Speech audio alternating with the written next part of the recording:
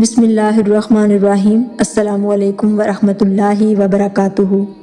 کتاب اسیران جمال مصطفیٰ صلی اللہ علیہ وآلہ وسلم میں سے آج ہم تذکرہ کریں گے غسیل الملائکہ حضرت حنظلہ رضی اللہ عنہ کا مقام عشق۔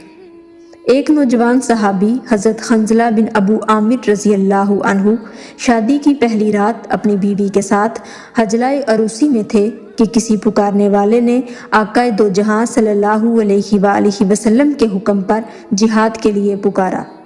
وہ صحابی اپنے بستر سے اٹھے، دلہن نے کہا کہ آج رات ٹھہر جاؤ، صبح جہاد پر روانہ ہو جانا۔ مگر وہ صحابی جو سبھائے عشق سے مخمور تھے کہنے لگے، اے میری رفیقہ حیات، مجھے جانے سے کیوں روک رہی ہو؟ اگر جہاد سے صحیح سلامت واپس لوٹ آیا تو زندگی کے دن اکٹھے گزار لیں گے، ورنہ کل قیامت کے دن ملاقات ہوگی۔ اس صحابی رضی اللہ عنہ کے اندر عقل و عشق کے مابین مکالمہ ہوا ہوگا۔ عقل کہتی ہوگی ابھی اتنی جلدی کیا ہے، جنگ تو کل ہوگی، ابھی تو محض اعلان ہی ہوا ہے، شب عروسی میں اپنی دلہن کو مایوس کر کے مت جا۔ مگر عشق کہتا ہوگا دیکھ، محبوب کی طرف سے پیغام آیا ہے جس میں ایک لمحہ کی تاخیر بھی روا نہیں۔ چنانچہ آپ رضی اللہ عنہ اسی جذبہ حب رسول صلی اللہ علیہ وآلہ وسلم کے ساتھ جہاد میں شریک ہوئے اور مرتبہ شہادت پر فائز ہوئے۔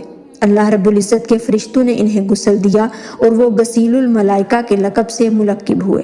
حضرت قتادہ رضی اللہ عنہ سے روایت ہے کہ جب جنگ کے بعد رسول اکرم صلی اللہ علیہ وآلہ وسلم نے ملائکہ کو انہیں غسل دیتے ہوئے ملاحظہ فرمایا تو آپ صلی اللہ علیہ وآلہ وسلم صحابہ کرام رضی اللہ عنہم سے مخاطب ہوئے، تمہارے ساتھی حنظلہ کو فرشتوں نے غسل دیا، ان کے اہل خانہ سے پوچھو کہ ایسی کیا بات ہے جس کی وجہ سے فرشتے اسے غسل دے رہے ہیں۔ ان کی اہلیہ محترمہ سے پوچھا گیا تو انہوں نے بتایا کہ حضرت حنظلہ رضی اللہ عنہ جنگ کی پکار پر حالت جنابت میں گھر سے روانہ ہوئے تھے۔